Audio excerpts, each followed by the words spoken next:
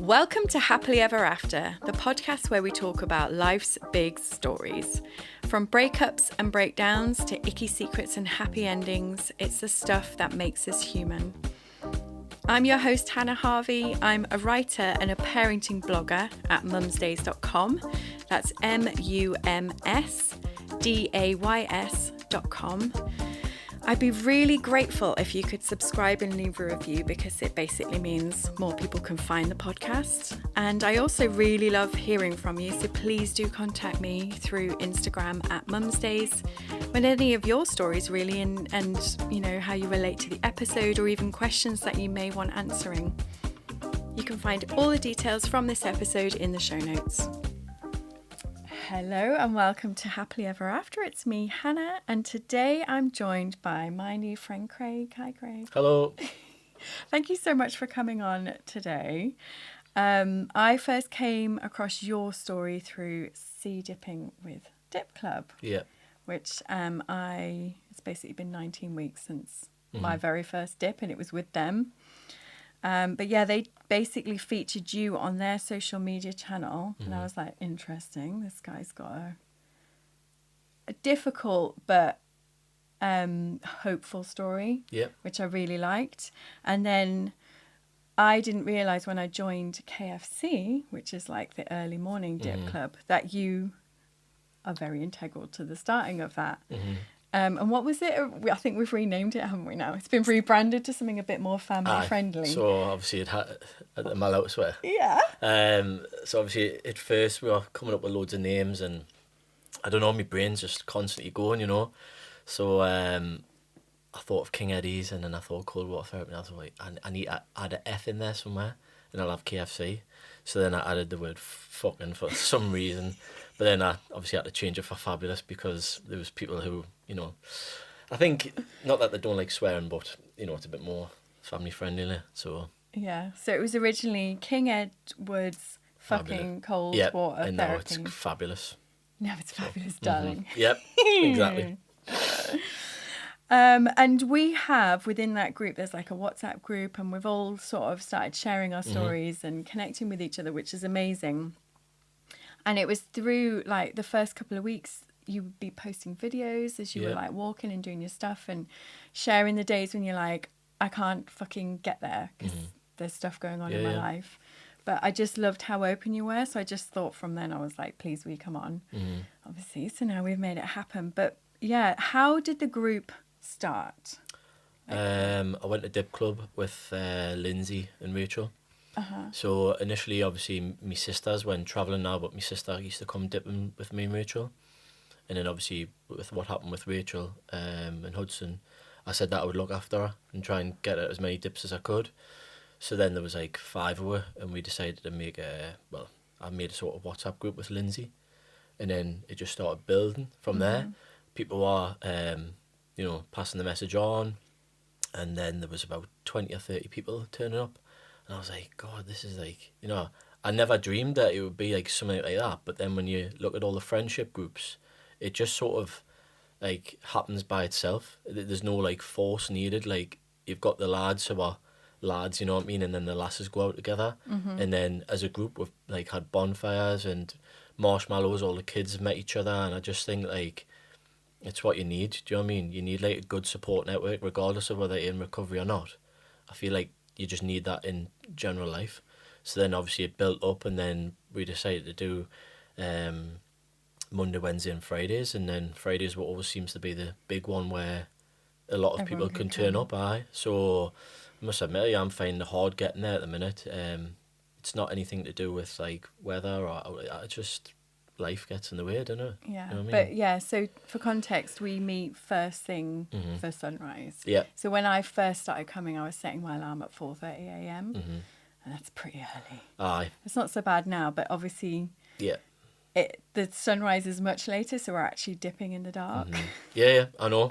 I mean, like you say, in the summer, I think it was special, you know what I mean? Like watching the sunrise. And I think it's a sense of achievement. The fact that, you know, that potentially there's like 20 people there up at 4:30 in the morning ready for the sun and just getting the benefits of cold water therapy. So I'm really proud of the group and I love everyone that's in there. So great. And then, so Rachel, for context, she lost her baby in, was it? It was about 14 weeks ago, I say. Now, maybe longer.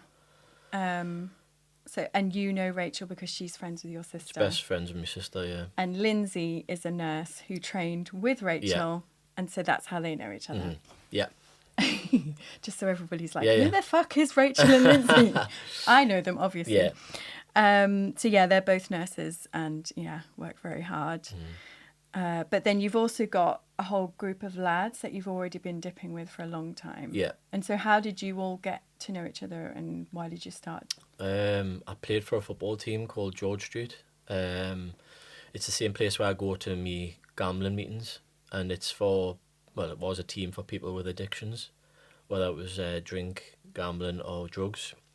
And it was created by Dan, and obviously Dan goes to KFC Dips, Dip Club and so on and so forth. And he wanted to try out cold water therapy because he said that it aided muscle recovery after football. So we went down in November when it was freezing, turned up with a plastic bag, and we just looked like so out of place. Everyone had dry robes and that, and I just say, oh, what am I doing? Went in for 20 minutes and I was absolutely freezing. It was fucking Baltic, you know what I mean, like in November. And then Trevor started coming along, Doddsy started coming along, and it was just like everyone that I sort of hang around with, we all sort of like do the same things together. So we do a running together, we do a dipping, we do, everything else. And then that led to going to obviously Ice Guys. So Ice Guys is like a men's mental health dipping group, and you'll find that when you go there, everyone's there for the same purpose, and it's like a bit eye-opening because you just think that they're turning up because they like going in the sea, but it's a lot more to it, a bit deeper. As the weeks go on, you find out more about people, and you find out that they're in a very similar boat yourself. Yeah, so, exactly. I don't think I've met anybody who gets in the sea that hasn't got something that they're working on and something that they're probably struggling with. Yeah. Like everybody turns up with their story and they throw it in the sea. Yeah. Basically, it's like, I don't want to go as far as washing away your sins, but I suppose sort of similar, you know what I mean? It's like cleansing yourself. So that's the way I look at it like. So it's coming up to 2 years since your last bet. Yeah. And quite a few of the lads that are in recovery. But yours specifically is gambling. Yeah. I know you've quit drinking and all that kind of stuff as well, but it started with gambling, right? Yeah. So when I was 15, as early as 15, it was sort of like a norm. I used to get like scratch cards for Christmas. I was old enough to go into a pub, and I think my first ever win was £1,000 off a pound. When I was 16. So I won like £1,067. I still remember the name of the horse and everything.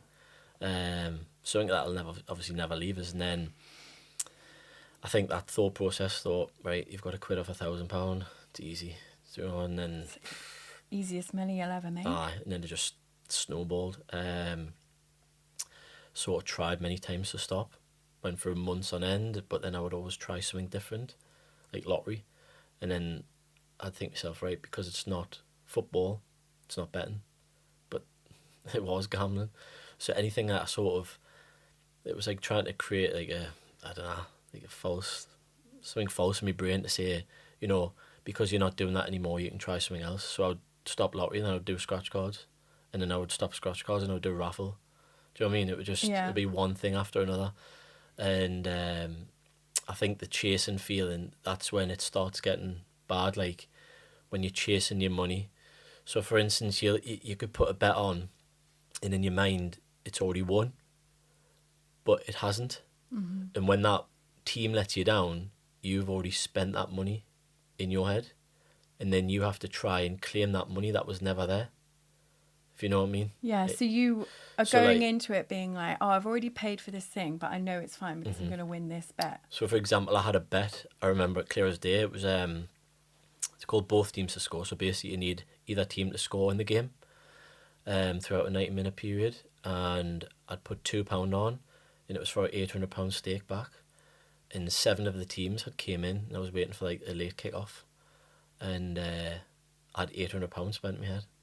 I was like, you're going to get this, you're going to get that. And the game finished 1-0. So I had to try and claim back £800 in my head. And that's just the way certainly my brain worked. But I think when you go in these rooms and you explain these scenarios, you can see people nodding as if to say, I've done that. I know what he's talking about. So like, that's what led us down to the path it did, you know, all these times chasing fake money that was never there. So okay, but do you think you were also chasing that initial feeling of winning that £1,000? Because I'm trying to relate it to something like the first time you take drugs or the first time you get really drunk. Like, I don't know. Is it a similar kind of endorphin rush that you're seeking, or is it you're now in an absolute fucking trap of? I think it was a trap. I need to make that money back because I need to pay. You know, robbing. Basically, Robin Paul, Peter Paul. Yeah. Or a bit. I got asked this question not long ago, and I feel like the desire took over the rationalised thinking side of it. So like, what I knew was wrong, I would always want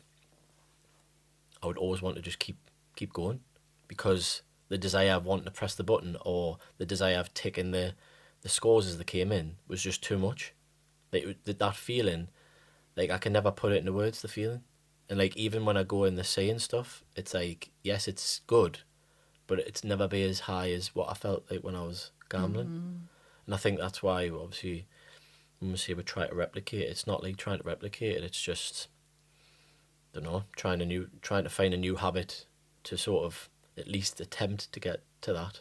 Yeah. Do you know what I mean? Which is why obviously I love running and the dipping and stuff. But I just think it's accumulation of everything. Obviously you do try and win the money back that was in your head. But ultimately I think it was the desire, because it didn't even come down to money at the end. Like, I was betting on anything. Egyptian football, Icelandic volleyball. I wasn't even bothered. Like, if I'd won, it would be the worst thing for us, because the buzz had gone. The buzz, like, of waiting for it to come in had totally gone. So I could win like £1,000 and I'd be devastated, because the whole, you know, like walking into the betting shop, writing it out, waiting for it to come in. It's like you build yourself up like a volcano, and then when you win that money, it's like erupted and then starting all over again. So like, the money was just, obviously the money, you had to have money to put the bet on. Yeah. But winning the money sometimes was the worst thing ever, because you'd just be 10 times worse, because you'd want to like go back to zero to get the. Really? Mm-hmm. So like, I've won like £500 on a slot machine before, and when I should walk away and use it for like debt or whatever else, I just sit there like a robot, pressing the button till it went to zero. And I think it's because you're waiting for, like, you know, when the bonus comes in, bonus, and it just misses. And you're like, oh, and it does it again, and you're like, oh, and it comes in, you're like, oh, get in. But then, like I say, you win it and you're devastated. So well, I've got to sit here again. I think that's the difference between a compulsive gambler and a normal gambler. Compulsive gambler is just wants that feeling, not bother about the money. Whereas like a normal gambler will put like £5 on to win 100, and they'd be happy to walk away with that 100. I think it's all different. I think it's different for each individual gambler, but I think that primarily comes down to you just want to keep that buzz going in your head. Do you know what? It's reminding me of Deal or No Deal. Mm-hmm. You know, and you watch people and you're like, why the fuck are they not taking the money? It's like that all the time, And they're like, I'm going to go for it. Mm-hmm. And you're going, no, why would you do that? You've got to leave now. You've got all that money. Mm-hmm. No, I totally get me brain. Like, even now, like, I'm nearly 2 years down the line, I could be watching a match and my brain be going, God, you would have had over 2.5 goals, or you would have had Harry Kane. Do you know what I mean? Like, you just can't stop it. Mm-hmm. And it's like, I feel like now I treat it as like a filing cabinet. So like, them thoughts are locked away, and I never let the the filing cabinet open. Whereas, like, they're still going to be there. I'm just Yeah. not letting them, manifest and let me walk in that betting shop. Whereas I feel like last time I just had no control. Like, there was papers flying everywhere out the filing cabinet. I couldn't put them away. Mm-hmm. Do you know what I mean? It was just relentless. And every time I did try to put a few of them away, something else would come up. And that's any sort of analogy I can use. You know what I mean? To try and describe it. Like, How much time do you think you were spending doing this? 24 hours a day, probably. Like, obviously, I was working and family life and that, but it was all I ever thought about. Mm-hmm. Like, I would go to sleep thinking about it, waking up thinking about it. Every opportunity, like, I'd say, oh, do we need milk? Yes, right, champion. I can go on my phone, or I can go to the betting shop. Those times I went, I took £20 to get my hair cut, and the barbers is before the betting shop. But once I'd made my mind up that I was going to the betting shop, Yeah. no stopping it. And a £20 haircut cost us £500. So Did you get your hair cut? I did in the end. I did. You come back I and actually you went- walked away with £500. That was like one of only a few times. It's mad because, like I say, there was a lot of the times where I wouldn't, and I'd watch it go to zero. And then there was other times I feel like it was like the rational side going, however, you can pay a bit of your debt off, yeah. And then, obviously, I think that rational side now is just like me 24/7 now, like the real Craig. You know what I mean? Like, see sense all the time, but like, I think it was like 5% of us back then. Whereas like the desire and compulsion was like 95%, just taking over all the time. Couldn't even sleep, I was just so out of shape and just everything. Everything took a back seat. I wouldn't shower for days and just not look after my health and that. It's embarrassing talking about, but in a way, like, it just shows you the extremes that you go to. Do you know what I mean? Yeah. So There's nothing to be embarrassed about. I think people experience it with all sorts of different addictions. And I can definitely relate to that. You know that feeling just before you're about to, like, eat an amazing meal or have a drink, or yeah, that's the chemical. There's a Yeah. whole book called The Chemical of More, and it's about the dopamine release that you get. You don't even need to do the fucking thing. You just need to think Yeah, about just it get and it. think you're going to do it, and it releases the chemical. But obviously, you then yeah, follow through. yeah, And I remember being like thinking about drink in a very similar way. And then that, like, skipping to the kitchen because I've Yeah. made the decision that we are going to have a drink, actually, even though it's Tuesday night. yeah. I totally get it. And it's what you do afterwards and getting yourself out of it. That's been, like, just fascinating to see you in the guys and what you're actually doing Yeah, with your recovery. I find it a bit overwhelming sometimes. Like, when I look at all the things I've done, because I think, like, how can your brain be so fucked, like fucked up, to now being like so focused? You know what I mean? Yeah, and it's overwhelming as well to have all that clarity. And peace. Like, I remember the other day I'd set my cold tub up and I sat in the garden for 10 minutes and I found it really hard. I think it's because I've had so much chaos going on in my mind and everywhere, my stomach and everything, that I find even peace hard a day. Yeah, I do too. Like, I sit there and I go, like, when's, like, something going to happen? Do you know what I mean? When I first left my ex, because he had issues with drink and drugs, and my brother was saying to me, "You're addicted to the drama." Yeah. So I'd quit drinking, but I'd replaced it with, like, trying to fix him in some ways. Yeah. And so when you then start removing that thing that was distracting you from whatever it is inside, Yeah. and you're left with the just you and this vacant feeling, you're then like, well, what am I going to do to distract myself now? Yeah. No, I get it. I've been an anxious person for so long, and I feel like this year and a half that I've been in recovery, I've struggled a bit. Like, sometimes I feel like my brain goes like, why are you sitting in peace? Like, why are you doing that? Like, we need to be anxious. And like I'll create something out of nothing, like whether that's a heart palpitation or, do you know what I mean? Like I know it's probably just like overthinking and stuff like that, and I am like gradually getting better by doing like meditation and breath work and that, but God, some days it's like really hard. Yeah. Like really hard when you've been like that since you were like, I don't know, 20 odd, you know, and it's like 10 years, and I think that's what people keep reminding us of, you know. I've only been in recovery for a year and a half, so I can't like expect to like be cured overnight. Yeah. And but I feel like in regards to my anxiety, it's getting there, like, and obviously that's why I do the videos. So I feel like it helps us. I feel like putting a face to words is better than typing a message sometimes. Because I feel like people can see the feeling in your face, or like how you're actually coping on that day. Because it's alright to say I'm having a bad day, but if, you know, I physically see it and I'm on the video, I feel like people can sort of relate, and I think that's why I try and be true to myself now, and I don't just say all the good days that I've had. I tell people when I'm struggling, because what's the point in you just being fake then? You're not being true to yourself. So no, just try and help people. That's all I want to do. That's really good, because it's in those days when you're like, oh my God. I had one of those yesterday where I was just like, don't even know what to do with myself or who to speak to.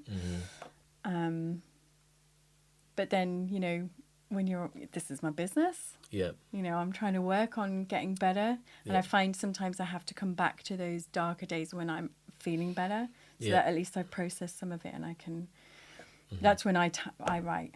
Because I'm like, if I can write it all out, then it makes sense for me. Yeah. And then hopefully I've got a message of hope, as well as like, oh, that was really shit. Yeah.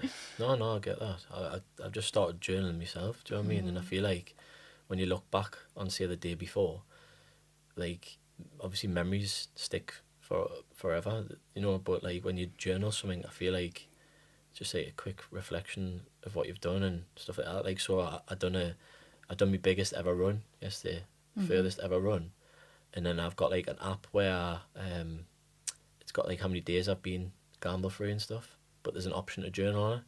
So I've just like added a journal yesterday saying like, what a fucking achievement, you know what I mean? And then I just looked back today and I just smiled, and I thought like that's all you need sometimes. Even if you're having a bad day, and just have a look at stuff you've done and just be proud, you know what I mean? So what made you finally say enough is enough 2 years ago, or coming up to 2 years ago? It was an accumulation of obviously everything. I didn't want to continue to hurt my family. Did your family know? What, as in like that I had a problem? Yeah. Well, I tried to stop when I was 24. So I went to Gamblers Anonymous when I was 24, and I got a year coin, but I didn't want to do it for myself then, and I know I didn't. I know I got like sort of pushed into the room, you know, and obviously complacency creeped in and started betting again, and that led us to like seven more years of absolute destruction. And then And were you with your partner that whole time?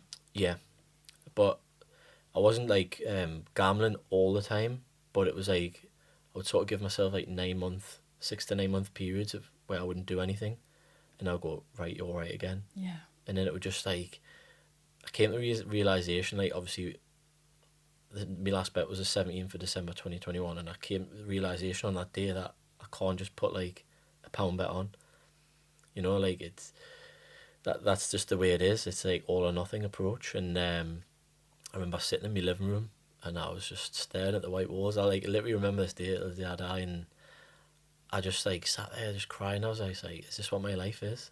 Like, is this what my life is? Waking up, gambling, looking after my family, working, and then essentially just dying, you know? Like that's what I thought my life was. And I don't know what made us date. I really didn't, because I remember the day before I was I just got absolutely hammered. Like, it was on a Christmas night out of work. Got absolutely hammered. Didn't come in at 8 o'clock the next morning.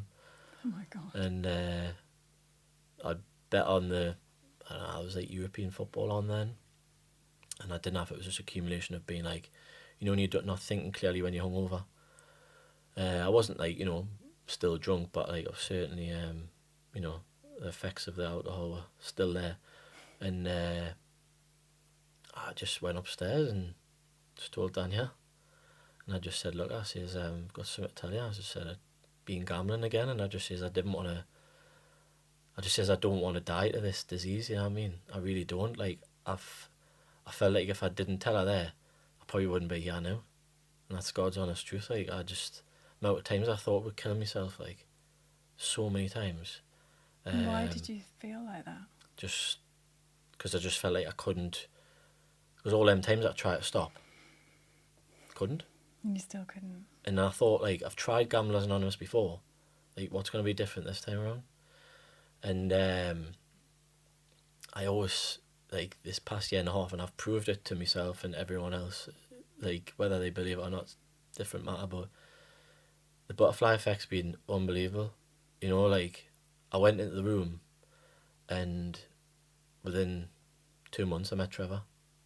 And Trevor's like, he's like my brother. Like, it really is. He's like me so much. And then met Dan, and met Dodsey, and I was like, where were these people at 24? When I was 24, you know what I mean? But then I think maybe I had to do that 7 years to get to this place now. Yeah. And then as the months were going on, I was thinking, fucking hell, I'm so glad I didn't kill myself. You know what I mean? I'm so glad I didn't follow through, because life's worth living.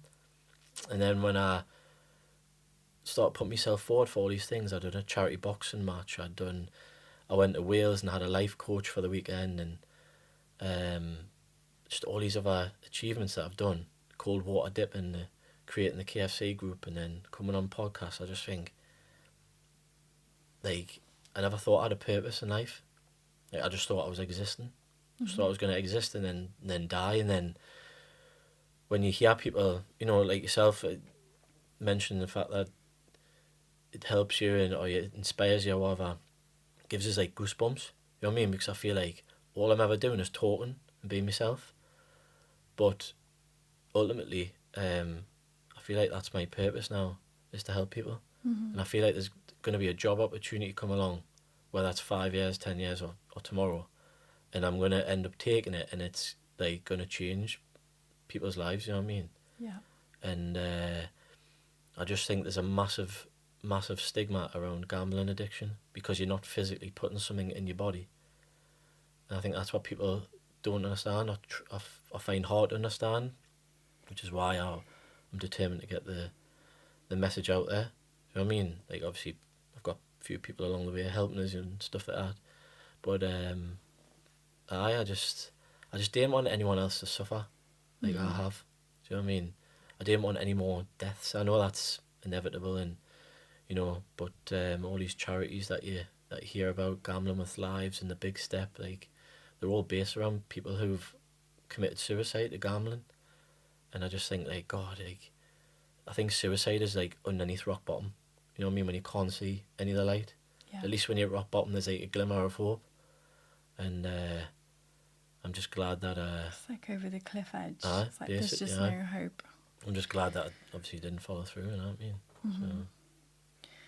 Have you and Danielle talked about it since? Like the impact it's been on her and... Not really. No. She's a really strong woman. Like, she really is. And like, I tell her all the time, like, how appreciative I am of her. Obviously I know the impact that it had on her. I could see it, do you know what I mean? And that for me was a barrier in itself to never do this again. Because I think at 24, I'd only just like started seeing her. Whereas like now I'm like engaged in 2 kids, a house. And I feel like it's like, if I was to bet again, I'm like gambling with their future. Yeah. Do you know what I mean?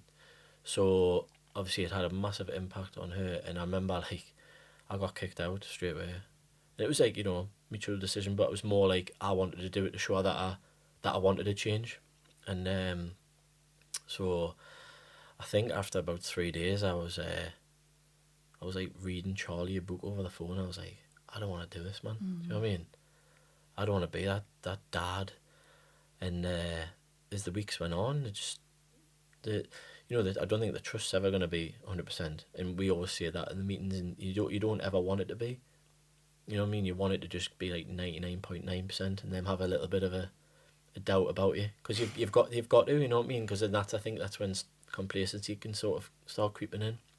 Do you feel like you've altered the way you behave to her? Like, do you try and show her more than you would have done in the past? Oh, 100%. I just in everything. And reassuring. It's communication, isn't it? There's been loads on Instagram today about totally. how you communicate within a relationship. Communication. Do you think that's key. Improved? Oh, it's aye. Do you talk to her when you're feeling shit? Do you tell her when you're struggling? All the time.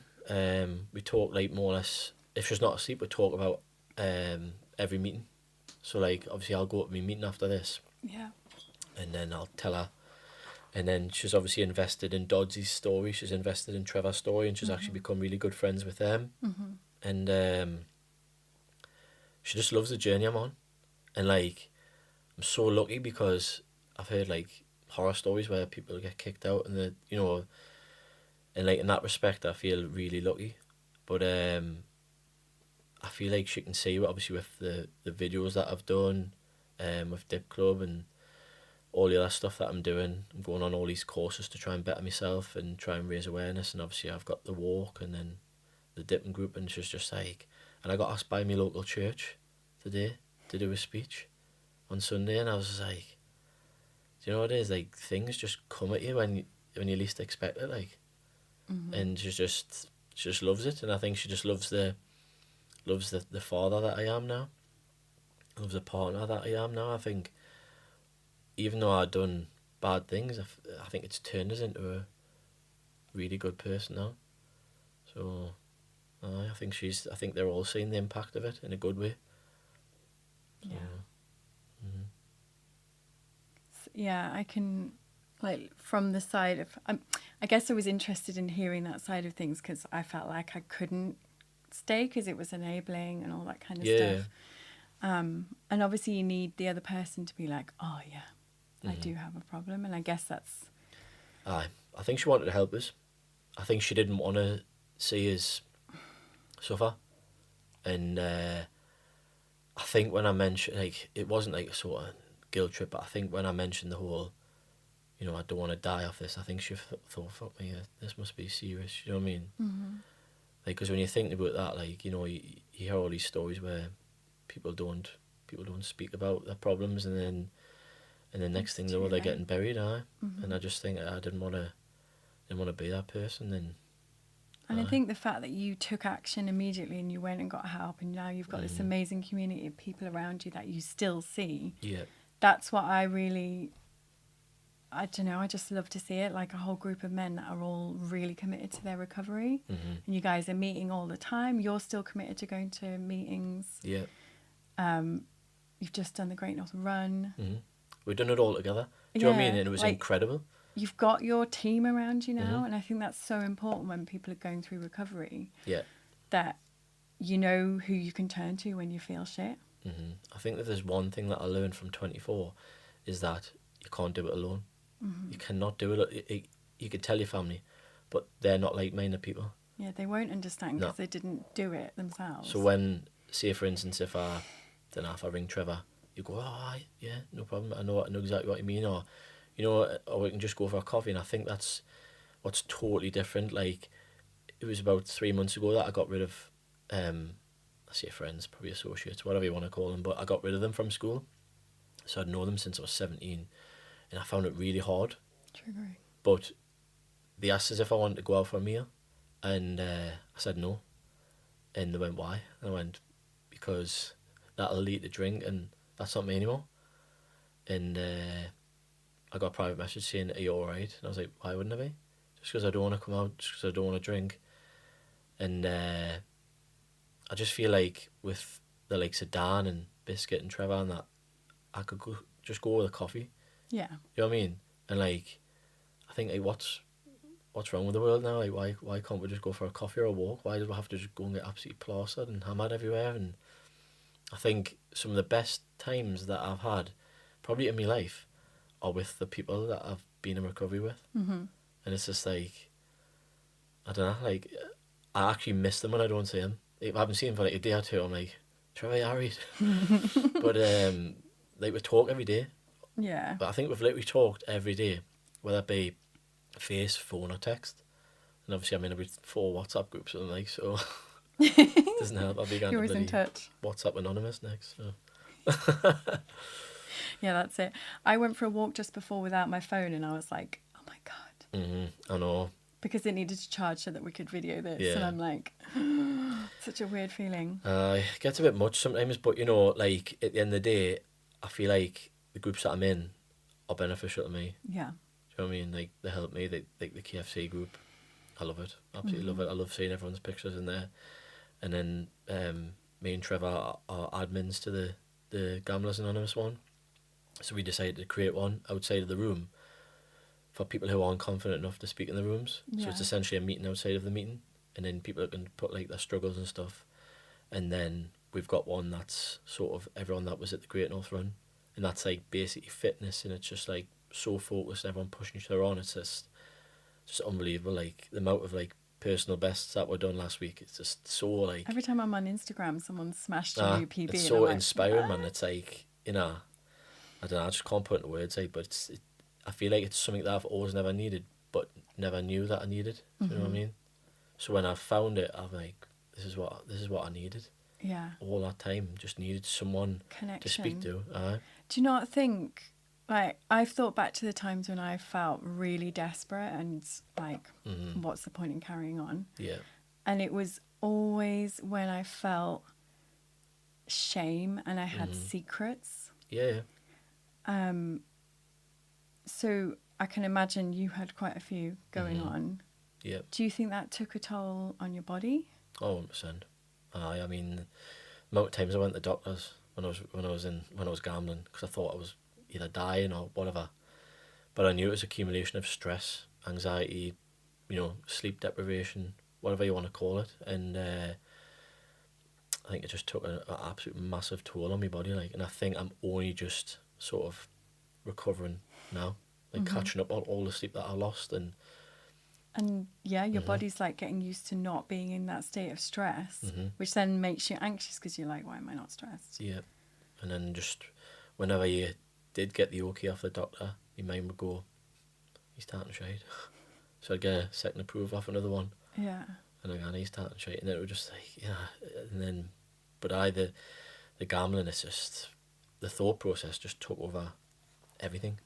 Like I say, just your hygiene took a back seat. You are eating takeaways all the time because you couldn't be asked to cook, and you never treat yourself because you always wanted your money for something, for the bets, and then you started selling things, and so Borrowing, and then taking money out of birthday cards, and like I say, it's just something that I'm not proud of. Like it's one thing that I talked about a lot early on in the meetings, and it was something that I felt proper guilty of, and I was just like, how can I repay it? But like, I feel like giving someone a tenner back, it's not repaying them. It's like, I feel like what I'm doing now is repaying them by showing them that I can be a better person. And like, I think if I said, oh, like, I've took a tenner out your card, like, I think it's, you know, it's one of them things. It shouldn't be done, but I feel like I get texts off my auntie and that all the time, and mum saying like how proud they are. So I feel like that's my redemption. You know what I mean? Like just making sure that I keep this up and keep this going. And never going to replace any of the money that I stole or out of that, because I couldn't even tell you how much I stole. So I would be selling trainers. I opened catalogues. I opened JD Williams and Studio and stuff like that. I opened catalogues to order PlayStation games to sell on eBay to then get the money to bet. And then I'd be paying the minimum payment on the catalogues. right? So I wasn't. Oh my God, that's so complicated. I know, but like you must be like a financial whiz. I was just honestly the amount of time, like, so this is why obviously if it's Harry talking about payday loans, Yeah. I used to absolutely hammer them like Wonga and Quick Quid, and there was one time, and I honestly don't know how I did it, but like I'm sure I borrowed like £900 off Wonga and £800 off Quick Quid, but I was only getting paid 1,600 quid at the time. So then I think it was only recently, as like a year ago, I got compensation claim, basically saying that was irresponsible lending. So I got like £1.5 grand back off Quick Quit. Amazing. And I was just like... Are those things gone now? Yeah, everything's gone. Okay. I don't have anything like that. No, but I mean, do they still exist? Because it Oh, was yeah. like such a crazy... Oh, I mean, I could probably don't rattle seem- off about 10 in my head, like peachy loans, B just knew loans, them lemon all. loans, you know, like, they're just stupid names, but like, they would just stay in my head because I'd be like, if I can't get more money off one guy, I'd go to the money shop. If I can't get any more money off them, I'd get them. But it wasn't just gambling, like, I would borrow money off one guy just to go on a night out because I didn't have any money. Yeah. But that was like the sort of mentality I was at. Like, if I haven't got it, you just get it anyway. Whereas like now, if I haven't got it, you don't get it, sort of thing. So like, if I haven't got money now, I'm not gonna like buy clothes. I'm not gonna put myself into debt to get it. Whereas like back then, I couldn't give a fuck about my credit rating and out. So I think I've learned a lot from the gambling phase, like, and borrowing phase, and I've actually got money in my savings. £30 and 5 pence. That's okay. So it's better than nothing, innit? Yeah. So Definitely. But, You've got to start somewhere. aye. So what would you say like the most important things were for your recovery? Like what's been the thing that's made the difference? So I done a talk for a gambling charity, and we call them like non-negotiables, and it's basically like things that you have to do to make sure that you stay on track. Yeah. And I think the top... Is it like a daily tick list of well, stuff? no, it's just like, I think so for me, I made sure that Monday was my meeting, regardless of whether I was like, you know, had a job booked in. Coming on a podcast. Apart from this, doctor's appointments, I would make sure that I would change them. And I think in like almost 2 years, I've only missed one meeting, and that was because I had COVID. And I think once that becomes a habit, because like I don't want to slag people off, but I feel like some people come in and they'll not come back for 6 weeks, and then they'll say, "Oh, I've had a relapse," and I'm like, Yeah. "You know why though?" Yeah. Like they don't say why, but like in my head, I'm like, "You know why? Because you haven't made the effort to come to the meetings when you get told to." And you might be like, I know it all already, it's fine, I don't need to go. But Complacency. it's nothing to do with whether you know it or not. It's your commitment to your recovery. Aye. So number one is always go to your meeting on a Monday. Yeah. Communication. You have to speak. With your... Just anyone. Obviously, mainly a partner, but also your support networks. So like the lads, for instance, we put a lot of like the sort of videos that I do, but we put them in amongst our chat, and just basically like if we're having a bad day, we put it in, and then people will comment on it and like it and give them advice. But I feel like when I look back, the amount of videos that I never sent to people would have all just been staying inside here. Yeah.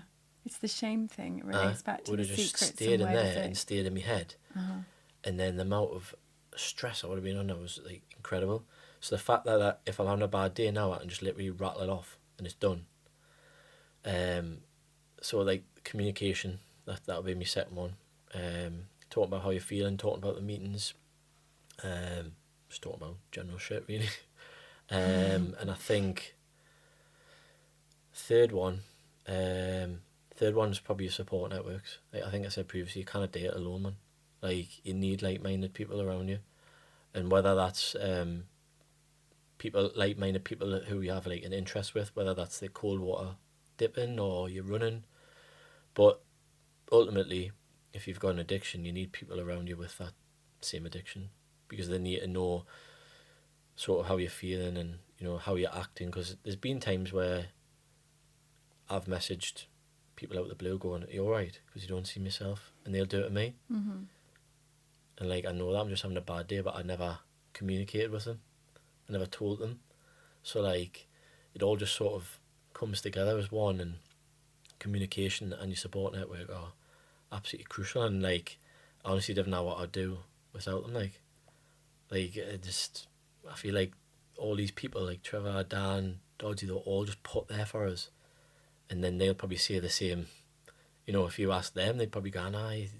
But like we just click so well. I mean, there's other people in their meetings, and I feel bad sometimes when I'm talking about like how we've done the Great North Run together. But then I think, why should I? Like it's just the bond that I've created with them, and Yeah. it's not like I left them other people out. It's just that's how it is. You know, I've slept over at Trevor's and everything. We've had a lads' night in, and we've been to Rio's, we've had coffees, we've been trips away, and it's just I think that's all I ever wanted.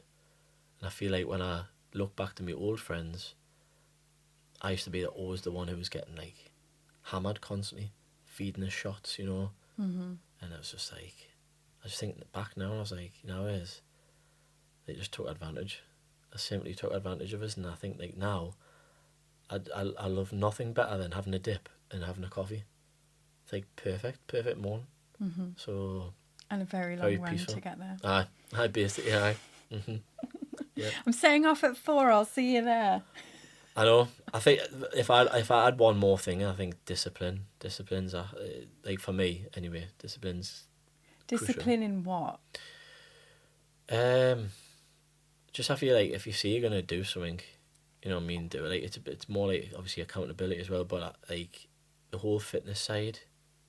Fitness has been huge, hasn't it, for Aye, yours? like And I guess nutrition. Are you looking Mhm. after yourself? yeah. Yeah. So I do like my fitness pal, track all my calories and stuff like that, and I feel like when you're in recovery, you have to take the mental side of it first. You have to start looking after that, but then you realise that you let yourself go, and then you think, "Read, I need to start." So once I think your mind and your body are on the same track, you start to become like unstoppable. Like I mentioned, the group that I'm in with the Great North Run, it's like so inspiring. The people in there, like it's incredible. Like Dan ran 18 miles.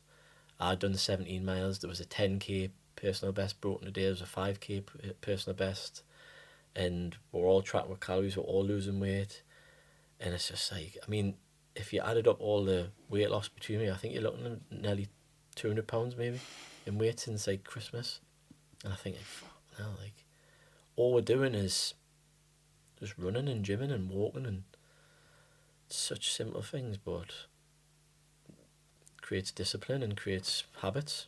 And if anyone's watching, I recommend Atomic Habits because it's a class book, really good. Really? Yep. Oh, okay. I listened to that on Audible, and it's That really good. helped, did it? Yep. Okay. I've read like other people's notes on it, but never read the book. Oh yeah, it's really good. Okay. So, if someone's struggling with addiction right now, or has a partner who's struggling, what would you recommend they do? I think obviously first of all you have to admit to yourself that you need the help. I think when I obviously sat there staring at them walls, I think that was me succumbing to gambling addiction, you know, and saying I really need help. Like, don't know whether it was a pride thing or ego thing, but I feel like you just once you admit you need help, then you can start sort of get things put into place, and then you can start looking for your meetings, and you can tell your partner that this is the route that you're going to go down. And I think obviously you've got the NHS gambling clinic, you've got gamblersanonymous.co.uk, and if you type in your postcode, it'll give you the closest meeting to your postcode. There's 3 meetings on a week at Newcastle, Monday, Tuesday and Thursday. And finally I feel like you need to want it. Not, yes, you need to sort of accept the help, but you need to really, really want it. And I think it would, see, when I stopped and I told Danielle, it wasn't a prolonged period before I was in the rooms. I was in the rooms within a day. I think it was like maybe a Saturday or a Sunday, and then I went to the rooms first thing on a Monday, and I basically poured my heart out to a room full of strangers. And I think that's what puts a lot of people off going to these rooms. But they're the best thing that ever happened to me. I mean, I've got the tattoo on the back of my leg, do you know what I mean? Like, and it's that room sort of, it did save my life, you know what I mean? Like ultimately, obviously, I've wanted it, and I've accepted I need help. But the people in them rooms, the stories that you hear, trying to keep yourselves going, it's inspiring stuff. And when you hear some of the stories, like, there's been many a tears in that room, and celebrations, and you see people coming back that haven't been for years, and you wonder what went wrong, and then you start thinking about what went wrong for you. But I think the three things: just you need to accept you need help, look for your rooms, and communication. So that's the only really advice I can give, and I'm hoping that maybe if someone says this, that they do come into rooms from it, and they realise that it's not as bad as what it seems. You know what I mean? The first step is always the hardest. It is, but I think one meeting turns into two, and then next thing you know, you can be like me and nearly get your 2-year coin. So it seems like yesterday when I walked in the room, and I look back now, and I just smile every time, because I know that I deserve it, and that's not like a vain or cocky way of looking at things. I know that I've put the effort in. I've chaired the meeting. I've chaired the meeting like 3 or 4 times now, and I just feel like people are looking to me. Do you know what I mean? Sometimes it's like not like a guide, but like, I don't know. Maybe that's why I feel like my purpose is helping people. So I feel like that's the vibe that I'm getting off of others. Yeah, like they're looking at me for answers, and I'm like, just follow You've me. been there, and you've managed it, and you've noticed Just follow me. what you needed and went out and got it, and committed to it as well. Like, if I've got a few people in the rooms, people that are still there now, and I'm proud to sit amongst them, going like, they're here, so like, not because of me, but I mean, like, they got into contact with me, and I sort of tell them what needed to be done, and then it's not just the meetings. They sort of follow my habits, so then they get into cold water therapy, and then they try the safe for the first time, and they think it's incredible, and then they start running, and then they'll do it to the next person. Exactly. So pay it forward. Just like a ripple effect, innit? Yeah. So we have got a walk coming up, haven't we? Yeah. It's so along these kind of stuff of like raising awareness and I guess getting people together and... Aye. It's just, I think what sort of opened my eyes a bit was I went on a walk last year. It was called the Big Step. So basically it's trying to do a protest into the big sort of football clubs to get gambling advertisement off their shirts. And we marched like 18 miles to like 3 of the major clubs in the northeast. And I thought, like, what if I can do like a sort of littler scale of that with the following that I have, like the different groups and all that. And I suppose it's like out all or nothing, but like once I had this sort of vision in my mind, I like had to go through with it. So I got in touch with Calm, who was like a charity, like the campaign against living miserably, and just basically told them what the crap was, and they sent us out T-shirts, badges, flyers, and then I managed to get in touch with Joe, and Joe goes to my meeting, and he does flyers, and then he made the flyers for the walk, and then I just want to raise awareness in regards to gambling addiction, because like I say, I think it's a very touchy subject, even in 2023. Sort of raise awareness alongside suicide, because obviously suicide and gambling addiction come hand in hand. And just if anyone would like to come along and dip as well, it doesn't have to necessarily mean in addiction, but if your mental health's struggling, you're looking for a sort of group to get involved with, come and join us. the QR code's on the leaflet. So starting at 9 o'clock Saturday the 7th of October, starting from King Eddie's Bay at the top of the stairs and walking all the way along to St Mary's Lighthouse and then back, and then optional dip for whoever wants to come in. And I mean, we've raised £185, and like, I don't know what I visioned, but like, I just want these flyers to go out, and one flyer might go to someone who secretly has a problem, and then they go, oh right, and then you see, that's all it is. It's about helping one person, and that's all I ever do when I do these things, and I ultimately helps me massively. You know what I mean? Like the fact that I can speak about this openly, and I know that it's gonna get watched and listened to. And I think in the past I was a bit ashamed. You know what I mean? Like where I was like, I done a talk for a charity, and I sort of used my name as Mark. And I didn't have a photo because I didn't want people to know it was me. Whereas like now, commit myself to do these. It's more a case of I'm proud of what I've done and where I am, to being ashamed of what I had done, because that's gone. That's gone now. It's always going to be there as like a reminder, but I'm never going to let it like eat us up. It's more a case of like what I can do now in the future to better myself, and I'm just going to go on as many courses as I can. I'm going on a suicide awareness course on Friday down in London, so it's all paid for by the gambling charity, so I'm looking forward to going on that. So amazing. Well, I'm really looking forward to coming on the walk with you. Aye. Drag as many people along with me as I can. Aye, I think we've got some good numbers so far by the sounds of it.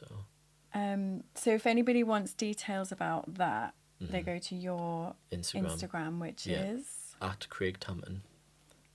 T for Tango, A-M for Michael, P for Papa, I for Indigo, N for November. I do that all the time on the phone because people go, Tampon, and I was like, oh, for fuck's sake, I wish I could just change my surname, but like at the end of the day, it's unique. It's very unique. And I will link to all of that in the show notes, and you can also find the what's it called, Just Giving page. Yeah, I've pinned. It's the very first thing that's linked from my Instagram as well. Yeah. So if you go into my Instagram at Mum's Days, then it's the first link when you go through that. Yeah. If you want to just give us some money, or if you want to come along, it's on the 7th of October, 9 a.m, King Eddie's Bay. And if anyone wants to give us a follow on Instagram, you're more than welcome, because that's where my recovery journey is. So you'll see the real me, you'll see everything that I've done and everything I'm going to achieve. So this is just the beginning. Yay. So, well, thank you so much for being so open and for sharing that. No, it's okay. We'll get Danielle on next time and hear. Oh God, aye, that'll be funny. Not. Bless her. And, she must have been through it. Oh, aye. But yeah, thank you so much, Craig. No, it's okay. See you at the next dip. Aye. Yep. Thank you very much. Thank you. Cheers. All right then, thank you so much for listening, and I'll see you again next time for another episode of Happily Ever After with me, Hannah.